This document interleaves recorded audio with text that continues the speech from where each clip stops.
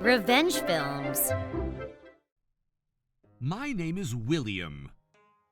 I always had a passion for cooking, and I opened my own lunchbox shop when I was 25. It was going pretty well, and I was making a living out of it. But after a fried chicken takeout opened next to my shop a year ago, fewer customers were visiting. But some regular customers still visited me every day, saying they loved my lunchboxes. I tried my best to keep my business for those customers and desperately kept my business going. The owner of the fried chicken shop next door was coincidentally my classmate from high school, Taylor. He tended to treat everyone as his rival since we were in high school, so everyone viewed him as trouble. After he opened his fried chicken shop, he'd visit my shop every day. "What a boring lunchbox, as always!" He would make fun of me all the time. Despite getting fewer customers, it wasn't too bad, and it wasn't like I was going out of business, so I basically ignored him. One day, a month after the fried chicken shop opened, the meat shop I always bought my meat from suddenly notified me that they were going out of business. That meat shop was famous for being delicious and cheap, so I was relying on them a lot.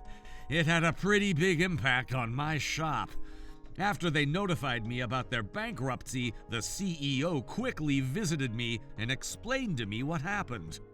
The reason for their bankruptcy was that they were receiving complaints that they had nothing to do with. And because someone spread the rumor, their regular customers left them. Reviews saying that the meat was rotten and that they didn't receive their order properly were uploaded online. And that was the biggest cause. But I knew that they were all lies as someone who'd known them for a long time. The CEO was worried about my business, and he contacted all the meat shops he kept in touch with and asked if I could buy meat from them with the same price. Thanks to that, I was able to keep my business going. A few days later, I found a chubby lady in front of my shop. She was just looking at the menu of my lunchboxes, and she didn't dare to enter. I wanted to know why, so when I approached her, I realized that I recognized her face. It was the daughter of the CEO of the meat shop. The daughter, Hannah, handed me 10 cents that she gripped tightly in her hand as she saw my face. "Is there anything I can buy with this?" she said.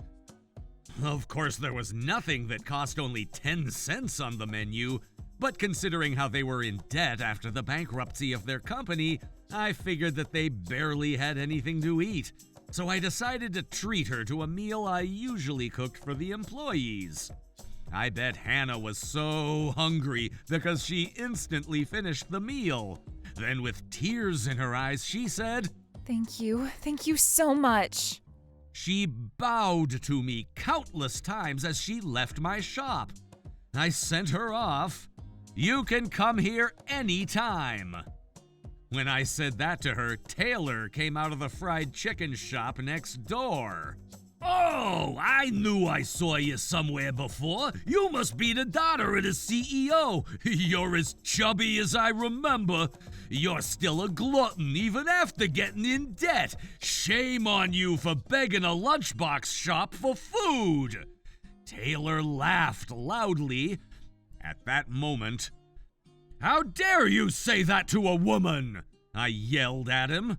Then Hannah said to me, "It's fine, it's the truth." She was crying as she ran away. Since then, Hannah stopped visiting my shop.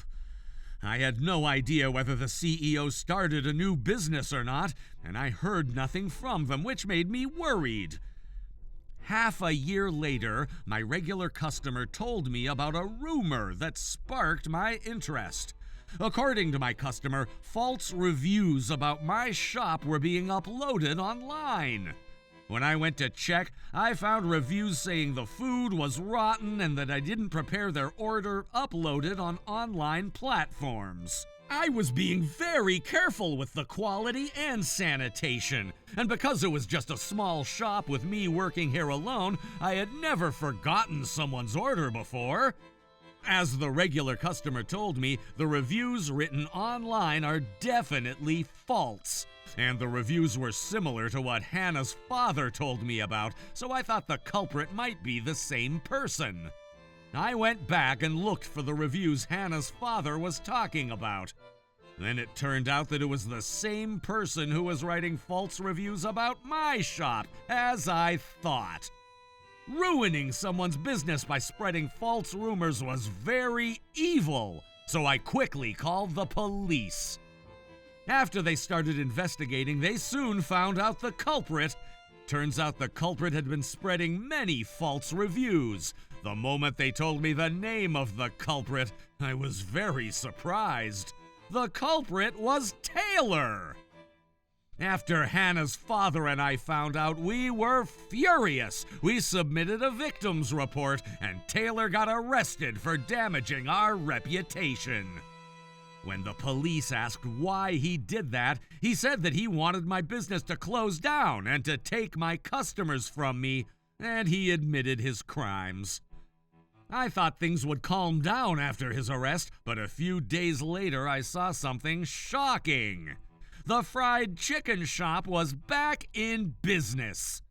I saw a man I didn't recognize standing in front of the shop. When I asked what was going on, it turns out that Taylor's Jr. took over the business, and they opened the shop once again. Taylor was also coming back someday. After I heard about that, I felt like I wouldn't be able to get up again because I was so shocked. One day, a savior appeared in front of me. When I was getting ready to open my shop, as always, I saw a beautiful girl I've never seen before standing in front of my shop. When she saw my face, she blushed and bowed. "I'm sorry, who are you?" When I asked her, I'm Hannah, the daughter of the CEO. she answered. I couldn't help but shout, "Huh?" In return, Hannah, who used to be so chubby, had lost so much weight, turning into a surprisingly beautiful girl. "What happened? You look so much more beautiful." When I said that, I actually passed the audition to become an actress, and I'll be the main lead for the next movie. I wanted to tell you this before anyone else. she replied. She said she was deeply hurt when Taylor made fun of her body on the last day she visited my shop, and I wanted to thank you who treated me to a meal without hesitation despite my awful looks.